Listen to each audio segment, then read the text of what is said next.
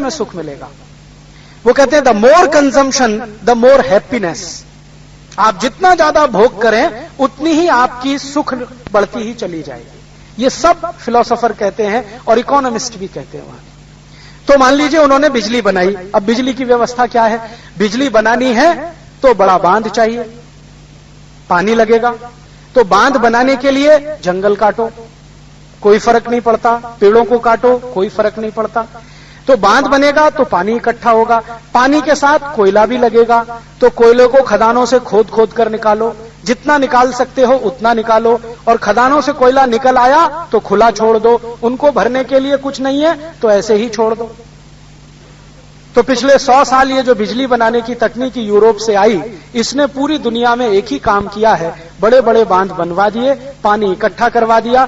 नदियों का पानी एक जगह जब इकट्ठा होने लगा तो जो रिचार्जिंग होता था नदियों में बहते हुए पानी से, वो कम होता चला गया। और किसी एक स्थान पर जहां पानी एकत्रित हो जाता है वहां सिल्ट इतनी भर गई कि कीचड़ ही कीचड़ जमा हो गई जलाशय में। अब नीचे पानी जाना बंद हो गया। फिर उसके बाद क्या हुआ? आपको पावर स्टेशन चलाना पड़ेगा, एनर्जी कंजम्पशन चाहिए, क्योंकि बिना एनर्जी के बिजली नहीं बनेगी। तो टनों टन कोयला लाओ। तो उनके देश में कोयला ना मिले तो दूसरे देशों से लाओ। तो उन्होंने दुनिया के सब देशों में खोजना शुरू किया, कहां कहां कोयला है। तो भारत में है, पाकिस्तान में, इंडोनेशिया में खोद खोद के कोयला लेके जाओ। और फिर पता चला अब ऑस्ट्रेलिया में है तो वहां से खोद खोद के लेके जाओ। तो पिछले 100 साल में कोयले की खदानों को इतना खोदा गया कि नीचे वैक्यूम बन गया है। और उसी वैक्यूम के चलते अब भयंकर भूकंप आ रहे हैं, ट्रेमर्स आ रहे हैं और पूरी दुनिया उसका भुगतान कर रही है। ये है उनकी टेक्नोलॉजी। अब कोई कहेगा जी भारत तो पिछड़ा देश है, क्योंकि ये यूरोप वालों ने बिजली बनाई, तो क्या हम नहीं बना सकते? हम बना सकते हैं, हम बिजली बना सकते हैं। क्योंकि बिजली बनाने की जो थ्योरी है या जो फिलॉसफी है ये यूरोप में ही समझी गई है, ऐसा नहीं है। 10वीं शताब्दी के भारत के वैज्ञानिकों को मालूम है कि बिजली कैसे बन सकती है, हमारे रिकॉर्ड्स बताते हैं। लेकिन हम बनाएंगे नहीं, क्योंकि इससे प्रकृति का नाश होता है। प्रकृति का नाश हमारे भारत में किसी को भी करने का अधिकार नहीं, क्योंकि प्रकृति उसके लिए नहीं है। प्रकृति सब जीव जंतुओं के लिए है और प्रकृति उसने नहीं बनाई है, ईश्वर परमपिता परमेश्वर ने बनाई है। तुम चाहो तो इसका सदुपयोग करो, भोग करने का अधिकार तो तुमको नहीं है। ओल्ड टेस्टामेंट कहता है कि प्रकृति मनुष्य के लिए है, चाहो तो भोग करो, चाहो तो नष्ट करो। भारत क्या कहता है? भारतीयता क्या कहती है? भारतीयता कहती है ईशावास्यम इदम सर्वम यत्किंच जगत्याम जगत तेन त्यक्तेन भुंजी था मां हृदय कस्य सिद्धनम। ईशावास्य उपनिषद का ये पहला ही श्लोक है जो पूरी भारतीयता को व्याख्यायित कर देता है कि ये जो चराचर जगत है ये सब ईश्वर का है, परम पिता परमेश्वर का है। इसमें त्याग पूर्वक भोग करो, आने वाली पीढ़ियों के लिए भी छोड़कर जाओ। प्रकृति के साथ छेड़खानी मत करो, इसको सुरक्षित रखो। तो हमारी भारतीयता कहती है त्याग पूर्वक भोग करो, और ईसाईयत कहती है या ओल्ड टेस्टामेंट कहता है कि भोग ही भोग करो। तो उन्होंने जो तकनीकी बनाई है वो भोग ही भोग करने के लिए है, हमने जो तकनीकी बनाई है वो त्याग पूर्वक भोग करने के लिए। नष्ट मत करो प्रकृति को, और जितना प्रकृति नष्ट होती है उसको वापस सप्लाई करके जाओ, तुम्हारे हिस्से का वापस देके जाओ। हमारे यहां तो भारतीयता ये कहती है कि नदी के किनारे अगर स्नान भी कर रहे हो तो उतना ही पानी लो जितना तुम्हारे लिए आवश्यक है, बाकी तो आगे के लिए है। यूरोप में तो सारा पानी तुम्हारे लिए है, तुम चाहो तो उसका कुछ भी करो। तो ये जो फिलॉसफी होती है, दर्शन होता है, मान्यता होती है, ये तकनीकी की दिशा तय करती है। तो यूरोप से आई हुई किसी भी तकनीकी को आप देख लो, ये बिजली का तो मैंने एक उदाहरण दिया है, आप कोई भी तकनीकी देखो वो प्रकृति के शोषण और उसके अधिक से अधिक शोषण पर आधारित है। यूरोप ने बनाया रेफ्रिजरेटर, आप देख लो कितना भयंकर प्रकृति का शोषण है। क्योंकि रेफ्रिजरेशन में जो गैस निकलती हैं आप जानते हैं, CFCs, क्लोरोफ्लोरोकार्बन्स, ये हमारी प्राणवायु को सबसे ज्यादा कम करती है। और प्राणवायु इतनी कम हो गई है कि ओजोन का छेद एक बहुत बड़ा खतरा बन गया है, जो थोड़ा बहुत भी पढ़ते हैं पर्यावरण विज्ञान को। और यह सबसे बड़ा खतरा यूरोप और अमेरिका के ऊपर है। और अमेरिका और यूरोप के वैज्ञानिक मानते हैं कि हमने सबसे ज्यादा विनाश किया है प्रकृति का, लेकिन इस ओजोन के खतरे से बचेगा कोई भी नहीं, ये भी वो कहते हैं। तो रेफ्रिजरेशन की एक टेक्नोलॉजी आई जिसने ओजोन का खतरा पैदा कर दिया। एक और कोई तीसरा उदाहरण लेना हो, उन्होंने टेलीविजन बनाया और टेलीविजन ने लोगों के दिल दिमाग को सबको खत्म करके रख दिया। हम चाहते तो टेलीविजन बना सकते थे। क्या टेलीविजन बनाने की फिलॉसफी सिर्फ यूरोप में थी? ऐसा नहीं है। टेलीविजन का मूल सिद्धांत यह है कि किसी भी मेटल की प्लेट को आप गर्म करो, उसमें से इलेक्ट्रॉन्स निकलेंगे, उनको कंट्रोल करो, बस दिस इज द सेम। इतना ही है, उससे ज्यादा तो कुछ नहीं। लोहे की प्लेट हो, तांबे की प्लेट हो, कोई भी प्लेट हो, इसको गर्म करो, इसमें से इलेक्ट्रॉन्स निकलेंगे, उनको कंट्रोल कर लो। ये टेलीविजन की टेक्नोलॉजी है। भारत में ये 12वीं शताब्दी में मालूम था सबको। और ये 12वीं शताब्दी में ही क्यों, महाभारत के समय में संजय धृतराष्ट्र के साथ जब संवाद करते हैं तो बार बार यही टेक्नोलॉजी की चर्चा है, आधार ही उसी का है। तो जानते तो हम भी थे, लेकिन हमने बनाया नहीं, क्योंकि ये मनुष्य का भी नाश करता है, प्रकृति का नाश करता है। हमने जो टेक्नोलॉजी बनाई वो किस तरह की बनाई? पहिया बनाया इस देश ने, जो यूरोप में सबसे पहले यहां से गया। आप जानते हैं यूरोप के सभी वैज्ञानिक अब ये स्वीकार कर चुके हैं कि ये जो व्हील का इन्वेंशन है, इसने सारी दुनिया को बदल दिया है। और व्हील का इन्वेंशन भारत से हुआ है। सारे प्रमाण इसके दुनिया में मौजूद हैं। तो हमने पहिए का आविष्कार किया, उसका उपयोग कहां किया? बैलगाड़ी में। और यूरोप ने उसी पहिए की नकल हमसे की और उसका उपयोग कहां किया? जेट प्लेन बनाने में, उसी पहिए का इस्तेमाल। अब उनको जेट प्लेन क्यों चाहिए उसी पहिए का इस्तेमाल करके? क्योंकि वो कहते हैं जीवन एक ही बार है, बार बार मिलता नहीं, तो जितना मौज मजा लेना है वो एक ही बार है, बार बार होने वाला नहीं। तो मौज मजा आपको लेनी है और जीवन तो निश्चित है, 60 साल, 70 साल, 80 साल, तो इसमें मौज मजा भरपूर मिले तो गति तेज करनी पड़ेगी, तभी संभव है। तो जेट बनाना ही पड़ेगा उस पहिए से। अब भारत ने क्या किया? उसी पहिए से बैलगाड़ी बनाई। बैलगाड़ी है, धीमे धीमे चलती है, उसमें स्पीड नहीं होती। क्यों चलती है धीमे धीमे? क्योंकि उसको कोई जल्दी नहीं है। एक बार मैंने अपनी मूर्खता सिद्ध करने के लिए एक गांव के किसान को पूछा, भाई आप बैलगाड़ी लेके जाते हो, अपने गांव का सामान शहर में बेचते हो, शहर से कुछ गांव में लेके आते हो, इस बैलगाड़ी की जगह ट्रैक्टर क्यों नहीं ले लेते? फिर मैंने कहा कुछ ऐसा यंत्र क्यों नहीं ले लेते जो तेजी से ये चले, जल्दी से पहुंच जाओ? तो उसने कहा साहब क्या होगा उससे? तो मैंने कहा तुम जल्दी पहुंचोगे तो 2 चक्कर लगाओगे, 3 चक्कर लगाओगे। अभी तुम बैलगाड़ी से निकलते हो, सवेरे गांव से शाम को शहर पहुंचते हो, फिर वहां से निकलते हो, रात को गांव में वापस आते हो, तो एक ही चक्कर होता है। तो एक ही बार माल बेचने जा पाते हो, तो एक बार का बेचा हुआ माल का थोड़ा सा ही पैसा तुम्हें मिलता है। अगर तुम 10 चक्कर करने लगो तो 10 गुना पैसा मिलेगा। तो फिर कहने लगा साहब आगे क्या होगा उससे? मैंने कहा भाई अगर ज्यादा पैसा आया तो टीवी खरीद लेना, मजा आएगा, फ्रिज खरीद लेना और मजा आएगा, इलेक्ट्रॉनिक ओवन ले लेना और मजा आएगा, कुछ अच्छी अच्छी चीजें खरीद के घर में रख लो जो सुविधाएं बढ़ाती हैं, तो बहुत मजा आएगा। तो मैंने पूछा मानोगे? उसने कहा अच्छा ये बताओ ये मजा आने से क्या होगा? तो मेरे तो समझ में आया नहीं, मैंने उसको ऐसे ही बोल दिया सुख शांति मिलेगी। उसने कहा वो तो अभी भी मेरे पास है, सुख भी है और शांति भी है, तुम क्यों बीच में डिस्टर्ब कर रहे हो मुझे? उसने कहा मैं तो बहुत सुखी हूं। मैंने पूछा कैसे? तो उसने कहा ये बैलगाड़ी में आराम से जाता हूं, बैलों की घंटियों का जो संगीत है वो सुनते हुए जाता हूं, लौटते हुए भी यही संगीत सुनते हुए आता हूं। मैं कृष्ण का भक्त हूं तो भजन करते हुए जाता हूं, भजन करते हुए वापस आता हूं। मेरा हिसाब ये है कि गांव से चलना तो 10 भजन करना, 10 भजन में शहर आ जाएगा, फिर लौट के 10 भजन करना। मुझे तो लगता है कि ईश्वर की प्राप्ति मुझे हो ही जाती है। मैं तो सुख शांति में ही हूं भाई, तुम्हारा ये सुझाव मत दो मुझे। मेरे समझ में आ गया। फिर उसने अंत में मुझे ऐसी बात कही जो शायद कोई पढ़ा लिखा पीएचडी स्कॉलर भी नहीं कह सकता। उसने कहा जी मुझे कोई जल्दी नहीं है, मेरा तो अगला जन्म भी पड़ा है, अभी उसके आगे भी पड़ा है, 84 लाख बार मुझे तो जन्म लेना है, इसलिए हर जन्म में थोड़ा थोड़ा मजा लूंगा। एक ही जन्म में मजा लेके खत्म किया, ये मेरे लिए नहीं, ये है फिलॉसफी। और इसी फिलॉसफी के चलते हमने व्हील तो इन्वेंशन किया, लेकिन उसको बैलगाड़ी में लगाया, स्पीड कंट्रोल करके चलाया। अब बैलगाड़ी चलती है तो प्रकृति के किसी भी नियम का उल्लंघन नहीं होता, धीरे धीरे चलती है, धूल भी नहीं उड़ती है, कंकड़ पत्थर भी नहीं उछलते हैं, कीचड़ भी नहीं उछलती है, आराम से चलती है। और जो मोटर गाड़ी चले तो एक मोटर गाड़ी हजारों किलो तो धूल उड़ा देती है, और वो धूल इतनी बेशकीमती है कि मोटर गाड़ी के दबाव के चलते वो खेतों से उड़कर सड़क पर आती है, और सड़क से पता नहीं कहां जाती है। मिट्टी की ऊपरी लेयर हजारों साल में बनती है। करोड़ों रुपए का नुकसान हम अपने हाथों से ही खुद करते हैं, तेज गति की गाड़ियां बना बना के। जब हमें मालूम है कि यह जीवन आखिरी नहीं है, इसके बाद भी मिलने वाला है, और हमारे शास्त्रों ने हमको समझाया हुआ है अच्छे कर्म करो, चिंता मत करो, अगला जीवन भी अच्छा ही मिलेगा, तो फिर काहे की आपाधापी, क्यों जल्दी करना, क्यों स्पीड में जाना।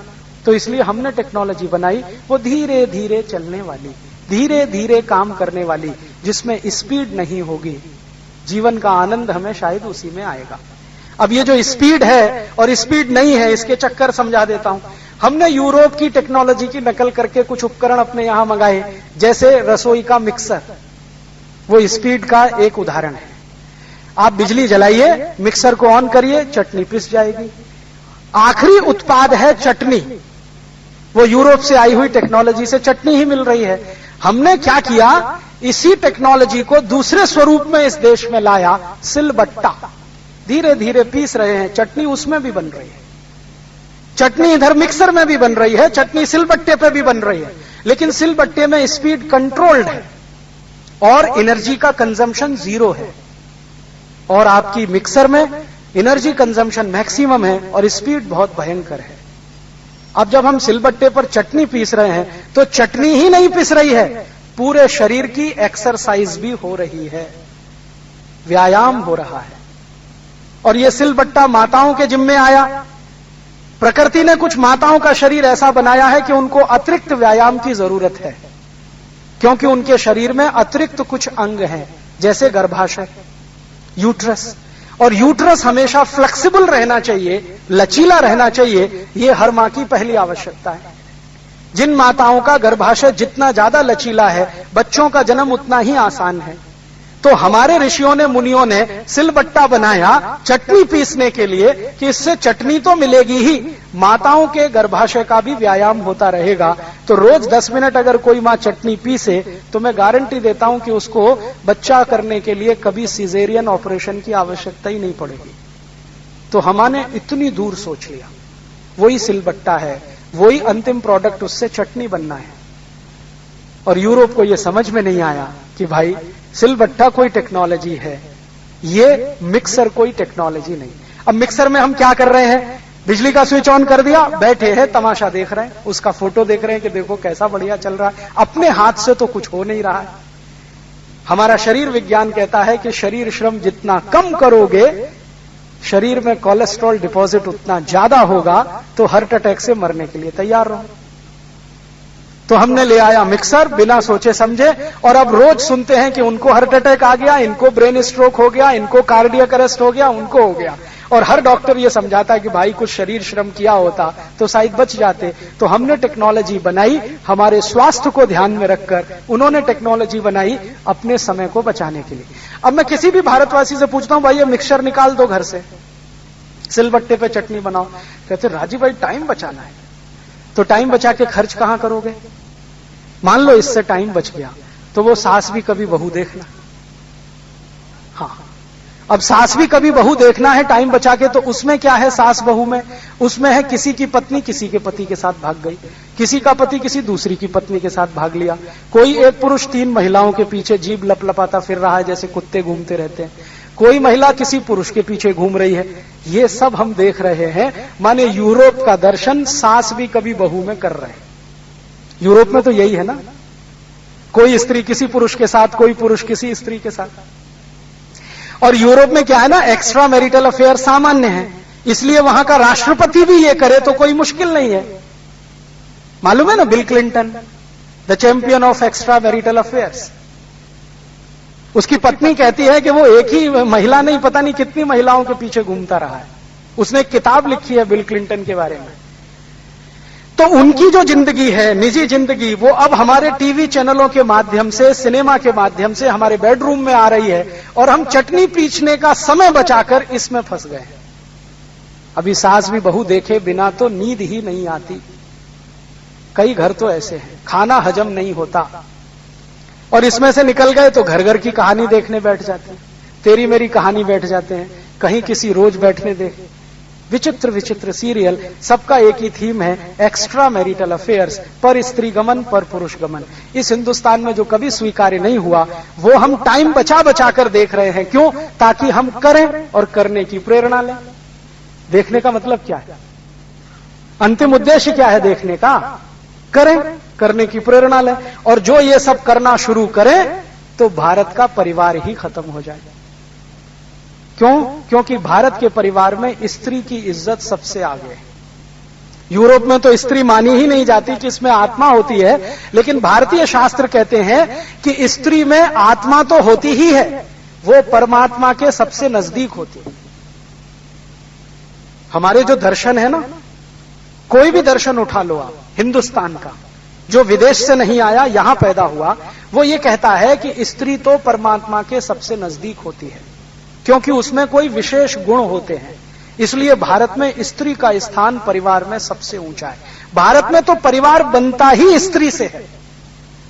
स्त्री नहीं है तो परिवार ही नहीं है, परिवार की कल्पना नहीं है। और हमने स्त्रियों के लिए परिवार का जो केंद्र बिंदु तय किया है वो शायद इसी फिलॉसफी में से निकला होगा, यत्र नार्यस्तु पूज्यन्ते रमन्ते तत्र देवता। जहां महिलाओं की इज्जत है, सम्मान है, देवता वहीं निवास करते हैं। माने देवताओं को बुलाने के लिए ही स्त्रियों की जरूरत पड़ती है। अभी स्त्री कोई विशेष है, ये भारत के शास्त्र तो हजारों लाखों साल पहले कह गए। आधुनिक विज्ञान ने अभी माना है कि ये कुछ विशेष है। आधुनिक विज्ञान ये कहती है कि स्त्री में कुछ खास विशेषताएं हैं, जैसे सबसे कम हार्ट अटैक महिलाओं को ही आते हैं। दुनिया में सबसे कम हार्ट अटैक महिलाओं को ही आते हैं। सारे विज्ञान ने यह मान लिया है कि मेंटल स्ट्रेस को एब्जॉर्व करने की सबसे बड़ी ताकत स्त्री में ही होती है। जितने मानसिक संत्रास को वो आसानी से पी जाती है, कोई नहीं पी सकता। पुरुष में तो बिल्कुल नहीं है। और चूंकि मानसिक तनाव को आसानी से पी लेती है, तो पुरुष को भी बचाती है, परिवार को भी बचाती है। स्त्री के बारे में हमारे शास्त्र और हमारा दर्शन कहता है कि अगर ईश्वर प्राप्ति करनी हो तो स्त्री के माध्यम से ही होती है। आपको मालूम है, हमारे भारत के कोई भी महर्षि, कोई भी ऋषि बिना शादी के नहीं रहे। कोई भी नाम उठा लो आप, जमदग्नि का नाम ले लो, पाणिनि का नाम ले लो, आप अगर कैवल्य का नाम ले लो, आप चरक का नाम ले लो, सुश्रुत का नाम ले लो, निघंटु का नाम ले लो, कोई भी महान ऋषि का, विश्वामित्र का नाम ले लो, वशिष्ठ का नाम ले लो, कोई भी महान ऋषि जिनकी कल्पना आपके मन में है, मस्तिष्क में है, किसी का भी नाम ले लो, कोई बिना विवाह के नहीं रहे। क्यों? वो सभी मानते हैं कि मोक्ष की प्राप्ति स्त्री के माध्यम से ही संभव है। एक जगह तो यहां तक लिख दिया है कि स्त्री के जीवन में आने के बाद ही पुरुष पवित्र होता है, उसके पहले तो लंपट होता है। इतनी गहरी बात लिखी गई है, इतनी गहरी बात। एक बार मुझे इसका अनुभव भी हुआ। मैं दक्षिण भारत में एक गांव में गया था, वहां बड़ा प्रसिद्ध मंदिर है, केरल की घटना है ये। व्याख्यान देने गया था, व्याख्यान हो गया। फिर मैंने अगले दिन कहा, भाई मंदिर का दर्शन करना है। तो उन्होंने कहा, आप नहीं कर पाएंगे। क्यों नहीं कर पाएंगे? आपके पास पत्नी नहीं है। तो मैंने कहा, इससे क्या लेना देना? तो उन्होंने कहा, लेना देना है, आप बोलो तो ले चलूं, अंदर नहीं घुस पाएंगे आप। मैंने कहा, चलो तो सही। तो गए तो पुजारी ने गेट पे ही रोक दिया। पहले तो कहा कि आप धोती पहन के आइए और ये कुर्ता वुर्ता सब उतारिए। मैंने पूछा क्यों? तो ये सिला हुआ वस्त्र भारत में अच्छा नहीं माना जाता। पूजा करने के लिए वस्त्र ऐसा ही होना चाहिए जो बिना सिला हुआ हो। तब मेरे ध्यान में आया कि जितने महान ऋषि मुनि हुए वो धोती पहनकर ही यज्ञ कराया करते। और आज भी पूजा होती है ना, अच्छी पूजा कराने वाले पुरोहित हैं, शर्ट उतरवा देते हैं, पैंट भी उतरवा देते हैं, धोती में ही बिठाते हैं। धोती सिल नहीं सकती, माने सिली नहीं जाती, तो बिना सिला हुआ वस्त्र बहुत अच्छा माना जाता है। क्यों माना जाता है? शायद उसके बहुत सारे कारण हो। एक मेरे समझ में आता है कि उसके पीछे कोई सौंदर्य बोध होगा, क्योंकि हर संस्कृति का आधार सौंदर्य बोध में है, हर सभ्यता का आधार अर्थव्यवस्था में। तो सौंदर्य बोध किस तरह का होगा? ये जो धोती है, जिसको चाहो तो आप साड़ी भी कह लो, ये चूंकि बिना सिली हुई है तो आप इसमें हजारों डिजाइन बना सकते हैं। जब चाहे इसकी डिजाइन बदल सकते हैं। आपके सामने कोई मराठी महिला आकर खड़ी हो जाए तो आप तुरंत बोल देंगे कि ये महिला महाराष्ट्र की है, क्योंकि उसकी धोती बांधने का स्टाइल जो है ना, वो आपको बता देगा। कोई बंगाली महिला आकर खड़ी हो जाए, आप तुरंत कहेंगे ये तो बांग्ला है, क्योंकि उसका धोती बांधने का स्टाइल आपको बता देगा। आसामी हो आप पहचान लेंगे, गुजराती हो आप पहचान लेंगे, मारवाड़ी हो आप पहचान लेंगे। माने धोती बांधने के तरीके से ही आप बिना किसी को पूछे बता सकते हैं कि ये कहां का है। और यही धोती पगड़ी का भी स्वरूप है। पगड़ी भी बिना सिली हुई होती है, तो पगड़ी बांधने के तरीके से आप बता देंगे कि ये कहां का है, मारवाड़ का है कि मेवाड़ का है, उदयपुर के आसपास का है कि जोधपुर के आसपास का है, बता देते हैं कि नहीं बता देते। तो ये पगड़ी है या धोती है, ये खुली हुई है, सिली हुई नहीं है, क्योंकि इसमें सौंदर्य बोध बहुत है, क्योंकि इसमें बहुत तरह के डिजाइन आप बना सकते हैं। ये शायद कोई बड़ी कल्पना रही हो हमारे दर्शन में, क्योंकि हमारे दर्शन में सौंदर्य बोध बहुत ऊंचा है, तो उसमें रहा हो, तो इसलिए हम सिले हुए कपड़े नहीं पहनते, पूजा में तो बिल्कुल नहीं पहनते। तो जब मैं मंदिर में गया तो उन्होंने कहा जी कुर्ता उतारो, पजामा उतारो, धोती पहन के आओ। तो मैंने कहा चलो धोती पहन के आया। फिर कहने लगा पत्नी साथ में लाओ। मैंने कहा वो तो नहीं है। तो उनका अंदर नहीं जा सकते आप। तब उस पुजारी ने मुझे समझाया कि आपने पढ़ा नहीं है भारतीय दर्शन में, शास्त्रों में हर जगह लिखा हुआ है। तो मैंने कहा मैंने नहीं पढ़ा। तो उसने मुझे सूची बनाई कि देखो ये पढ़ो, ये पढ़ो, ये पढ़ो, ये पढ़ो, ये पढ़ो, 18 किताबें उसने बता दिया। उनको आके मैंने पढ़ा और बात बिल्कुल सही है। और उन सभी पुस्तकों में मैंने उन सभी ऋषियों के बारे में पढ़ा जिन्होंने जीवन में विवाह किया, और वो कहते हैं कि गृहस्थ आश्रम में से निकलकर ही वानप्रस्थ में जा सकते हैं, और वानप्रस्थ पूरा होने के बाद ही मोक्ष होने की संभावना है। इसमें कोई शॉर्टकट नहीं है, बाईपास भी नहीं। तो हमारे यहां तो स्त्री का यह महत्व है। और यूरोप में स्त्री का आपको थोड़ी देर पहले बता दें, वहां तो मेज कुर्सी के जैसी है, जिसमें जान भी नहीं है, आत्मा भी नहीं। यहां तो इतनी मुख्य है कि घर के सारे फैसले वही करती। अब कभी कभी कुछ लोग मुझे चिढ़ाते हैं, वो कहते क्या यार तुम्हारी भारतीय संस्कृति है, देखो ना स्त्रियां इतना लंबा लंबा घूंघट निकाल के बैठी रहती हैं। तो मैं कहता हूं वो घूंघट निकाल के बैठी रहती है ये कोई विशेष बात नहीं है, वो तो घूंघट उठा भी सकती है, लेकिन लंबा घूंघट निकाल के बैठी महिलाएं ही घर के सारे फैसले किया करती हैं, जो महत्व की बात है। कई बार मुझे मौका मिला राजस्थान की ऐसी महिलाओं से मिलने का जो सच में बहुत लंबा घूंघट करती हैं, और ये मौका मिला विशेष क्या, मेरे कुछ कार्यकर्ताओं की शादियां करानी थी उन घरों में। तो मैं जाता था कभी कभी बातचीत करने के लिए, तो घर के पुरुष कहते थे जी वो अंदर पूछ लूं पहले, हाँ या ना तो वहीं से तय होगा। वो इतना लंबा घूंघट करके जो बैठी है ना, वो तय करती है कि हाँ या ना। और एक गांव में तो एक घर के बाहर में बैठा था, सब पुरुष चारपाई पे, महिलाएं थोड़ा दरवाजे के अंदर। तो उनको कुछ कहना था, तो ऐसा कुछ किया, आवाज निकाला, तुरंत सारे पुरुष उठ के अंदर। मैंने कहा ये क्या हो गया? और बाहर आके कहते हैं जी ये रिश्ता नहीं हो सकता। मैंने पूछा क्यों नहीं हो सकता? वो हमारे घर की महिलाएं कहती हैं ये ठीक नहीं है। हम चले आए अपना समूह लेके। तब मेरे समझ में आया रिश्ता तय हो ना हो ये सेकेंडरी है, प्राइमरी क्या है, फैसला कौन कर रहा है, डिसीजन मेकिंग पावर किसके हाथ में। यूरोप की स्त्री के हाथ में तो इतनी भी ताकत नहीं है कि वो बैंक अकाउंट खोल सके अपना, में इसी के सब दर्शन होते हैं। यहां के मंत्री देखो, चोर उचक्के, बेईमान, लुच्चे, लफंगे, लंपट। एक एक मंत्री जिसके ऊपर 33 केस चल रहे हैं, एक एक मंत्री जो नोटेड हिस्ट्री शीटर है, एक एक मंत्री जिसको पकड़ने के लिए पुलिस परेशान है, और मंत्री बनने के बाद उसी को सलूट ठोंक रही है पुलिस। और मंत्रियों के नीचे सांसद, हमारी संसद में 176 सांसद हैं जो क्रिमिनल्स हैं, और उन क्रिमिनलों के दर्शन आपने तो कर ही लिए। थोड़े दिन पहले लोकसभा में अभी मां बहन की गाली देते हैं। मुझे नीरो का दर्शन होता है उन सांसदों में जो राजा बन के बैठे हैं इस देश में और मां बहन की गालियां देते हैं। हम मानते हैं कि संसदीय लोकतंत्र कोई बहुत पवित्र चीज है, इसमें पवित्र जैसा कुछ भी नहीं है, वो आपने दर्शन कर लिया। और कैसा ये लोकतंत्र है कि इसमें राष्ट्रपति असहाय है, प्रधानमंत्री असहाय है, ऐसे लुच्चे लफंगे लंपटों को संसद के बाहर नहीं कर सकता जो संसद में मां बहन की गालियां देते हैं। और भारत की संसद में मां बहन की गालियां देने वाले सांसदों के ऊपर हम हिंदुस्तानी लोग अपने खून पसीने की कमाई का हर साल 77,000 करोड़ रुपए खर्च करते हैं, उनके वेतन पर, उनके भत्ते पर, उनके टीए पर, उनके डीए पर, उनके एचआरए पर। और ये इतने बेईमान हरामखोर लोग हैं, जब दिल में आता है अपना वेतन बढ़ा लेते हैं।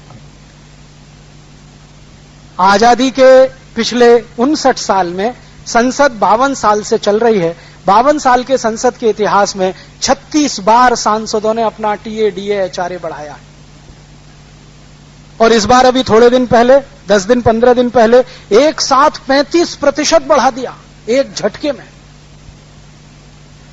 और कहते हैं ये भी कम है, इससे भी ज्यादा चाहिए। तो मुझे इन सभी में नीरो के ही दर्शन होते हैं कि ये सब नीरो के खानदान की औलाद हैं। नीरो भी यही करता था, प्रजा का पैसा लूटो, अपने ऊपर भोग करो। क्लॉडियस भी यही करता था। जितने रोम के राजा हुए वो सब प्रजा के पैसे को लूट मार के अपने वैभव को बढ़ाते थे। आज हमारे यहां उन्हीं के वंशज आ गए हैं, जिनको आप सांसद कहें, मुख्यमंत्री कहें, राज्यपाल कहें। मैं नहीं मानता कि ये भारत की जनता के प्रतिनिधि हैं। ये सब नीरो के प्रतिनिधि हैं, डेमोस्थनीस के प्रतिनिधि हैं, एशुनियस के प्रतिनिधि हैं, ये क्लॉडियस के प्रतिनिधि। जनता के दुख दर्द का इनको क्या लेना देना? बाढ़ आई है, हेलीकॉप्टर उपलब्ध है, फिर भी लोगों की जान नहीं बचाते, क्योंकि वो हेलीकॉप्टर उन्होंने अपनी सुख सुविधा के लिए खरीदा है। करोड़ों रुपए लोगों की खून पसीने की कमाई से हेलीकॉप्टर पे खर्च हुए हैं, और जब लोगों को बचाने का समय आया तो हेलीकॉप्टर किसी एक की जान नहीं बचा सका, जिसके खून पसीने की कमाई से वो हेलीकॉप्टर खरीदा गया। ऐसा राज्य चल रहा है हमारे देश। हम गुणगान कर रहे हैं कि प्रजातंत्र है, लोकतंत्र है। भाई साहब, ना ये प्रजातंत्र है, ना लोकतंत्र है, ये लूट तंत्र है, जो आया है क्लॉडियस के जमाने से, रोम से, और चलते चलते भारत में स्थापित हुआ है। अब हमें तय करना है कि हम किधर जाएं। यूरोप की तरफ जाएं तो ये तंत्र जो चल रहा है इसको मजबूत बनाएं, और आप भी धीरे धीरे यूरोपियन हो जाएं। आपकी जो मान्यता है उस मान्यता को बदल के यूरोप की मान्यता को अपनी बनाएं और धीरे धीरे यूरोपीय हो जाएं, तो ये राज्य बहुत अच्छे से चलेगा। एक रास्ता ये है। दूसरा रास्ता ये है कि ये जो राज्य है, ये जो समाज व्यवस्था है, अगर हमारी मान्यता के अनुरूप नहीं चलती है तो इसको पूरा बदल दें और इसको भारतीयता आधारित बनाएं, तो आप इसको अच्छा कर पाएंगे।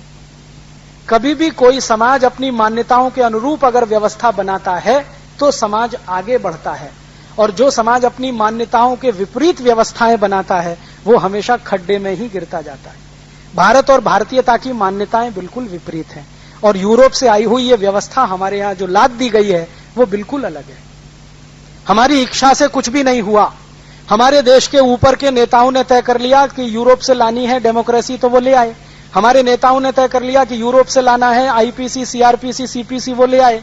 हमारे नेताओं ने तय कर लिया कि यूरोप से लानी है शिक्षा व्यवस्था, वो भी ले आए। उन्होंने तय कर लिया कि यूरोप के कॉन्वेंट भारत में चलाने हैं, वो ले आए। आपका इसमें क्या है? कौन सा फैसला आपकी इच्छा से हुआ है?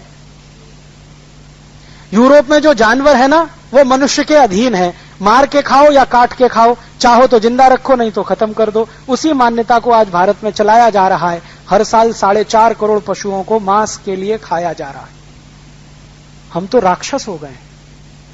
भारतीयता तो दिखाई नहीं देती है। और जिन पशुओं को हम माता का दर्जा देते हैं उनको भी मार काट के हम खा रहे हैं, गाय को। कहां बची है हमारी भारतीयता और कहां बचा है भारत? तो मेरा आप सभी से निवेदन है कि इस पर गंभीर चिंतन करें। और ये साल बहुत मौके का साल है। भारत की सबसे बड़ी आजादी की लड़ाई में जो आंदोलन हुआ, स्वदेशी आंदोलन, उसका ये 100वां साल है। आप जानते हैं स्वदेशी आंदोलन 1905 में शुरू हुआ।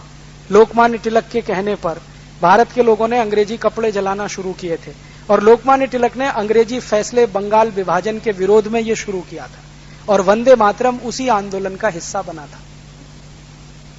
तो ये आजादी के आंदोलन का सबसे महत्वपूर्ण कड़ी स्वदेशी आंदोलन का 100वां साल है, वंदे मातरम का 100वां साल है। इस 100वें साल में हम कुछ तो चिंतन करें कि अपने भारत को भारत बनाएंगे या यूरोप के रास्ते पर लेके जाएंगे।